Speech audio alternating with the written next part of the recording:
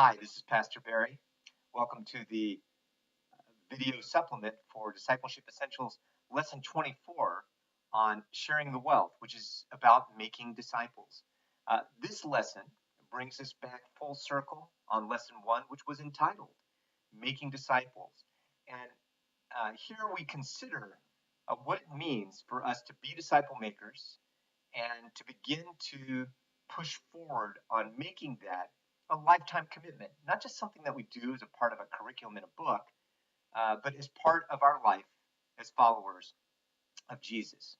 The core truth for this lesson says, what is our role in discipling others? Discipling is the process of allowing God to use us to be part of helping another disciple grow. A sign of our maturity is the desire to pass on the wealth to the next generation. I picked out 3 key words or phrases here.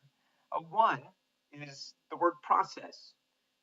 Somebody's spiritual growth and investing in that is a process. It's not something that's done in a single meeting or a single class. It's something that is ongoing. Secondly, I picked out allowing God to use us. And this is a really important one.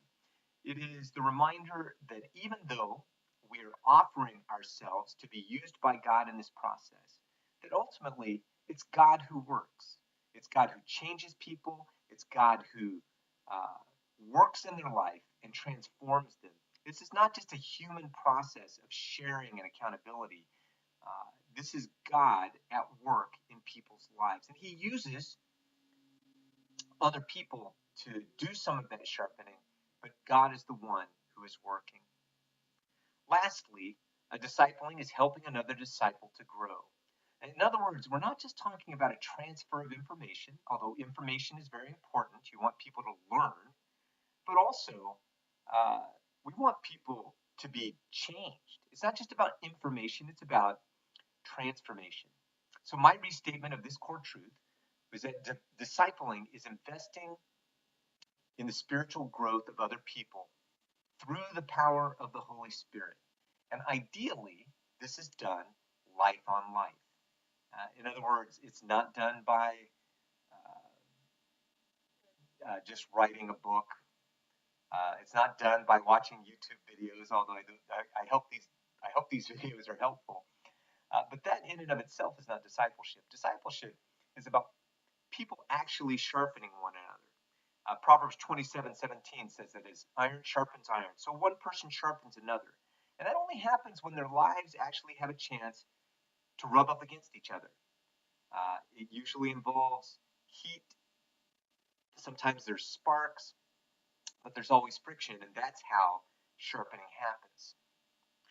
The memory verse study guide for this lesson is on one of the most famous verses for disciple making and disciple makers, 2 Timothy 2:2.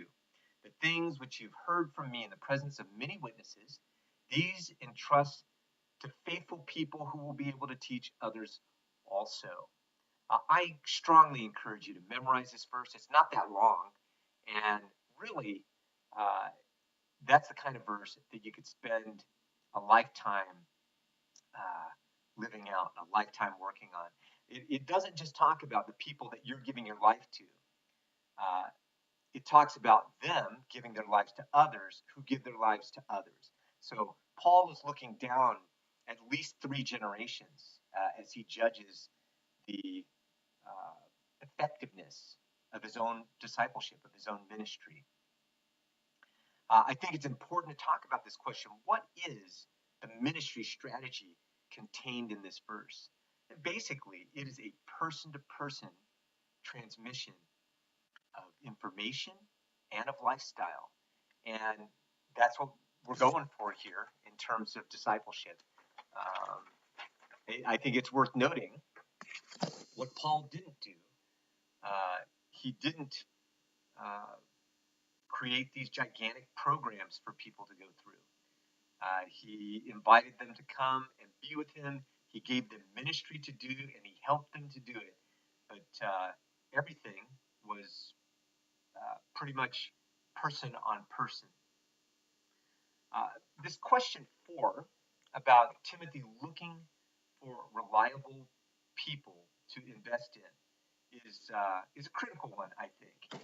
I think it's easy to think about the kind of person that makes an ideal discipling partner, somebody who is faithful, available, and teachable, or as like Pastor Wayne likes to say, fat people. Uh, the question, though, that I think is interesting to ask here is, does this mean that some people are not suitable for discipling relationship?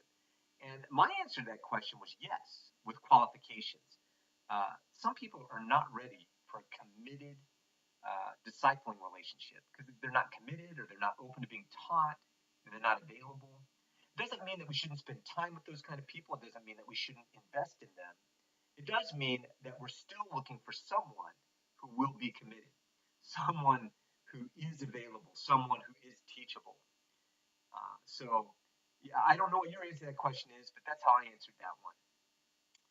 The Inductive Bible Study Guide focuses primarily on 1 Timothy 2, although there is a reference also to Acts chapter 16 about how Paul was treated in Philippi and then how he lived out his discipleship there in Thessalonica. I'm amazed at Paul and how he offered himself to people. He didn't just offer information to them. He didn't offer them even just the message of life, the gospel, but he offered them himself. He and Silas did that actually, and he said, "I loved you like a mother, nurturing you, caring for you. I loved you like a father, encouraging you, challenging you." And I just think it is a remarkable example for us to follow. And I do think it is an example for us to follow. I think this is what we're supposed to do. The Reading Study Guide talks about Paul's strategy for ministry, which, as we've already discussed here, was about personal investment. He made disciples by being intimately involved with them and by doing ministry with them and by giving them ministry to do and kind of coaching them through the process. Um, he loved them like a mother, he loved them like a father, but what Ogden doesn't say is that he also loved them in partnership with Silas, so that they modeled more than just one person being a faithful Christian. They modeled teamwork, they modeled friendship, and they modeled partnership in ministry.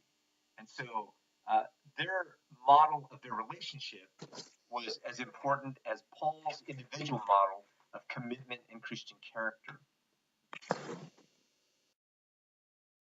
I think you'll have an interesting time talking about how Paul's strategy for ministry contrasts to the church.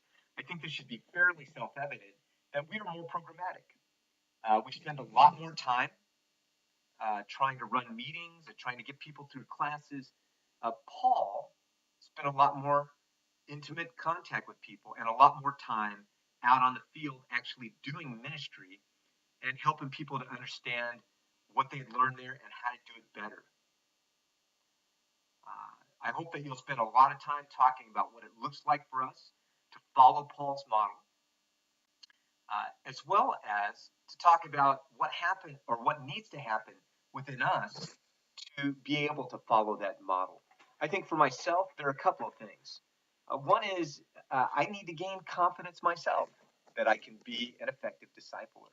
I'm not letting it stop me from trying, mind you, but I think I need more confidence that God is going to work, that the investment that I'm making in people is actually making a difference, that it's going to change somebody's life because God is at work.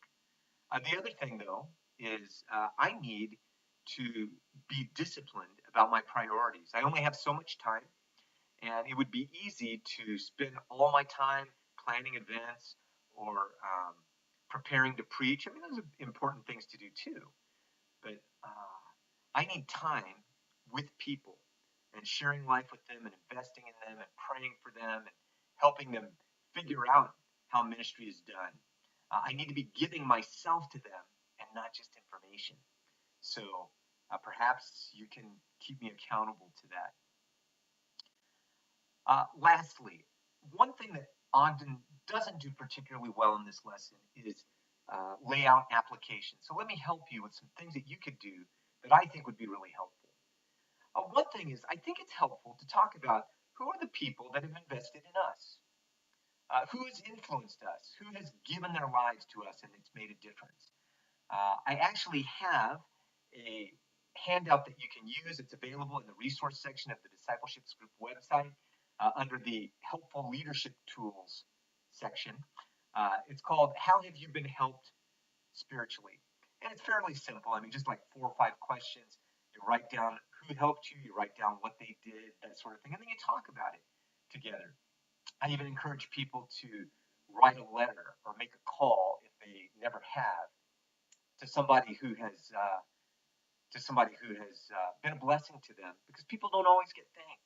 They make all kinds of sacrifices and they don't know if it made any difference for anybody. So let somebody know.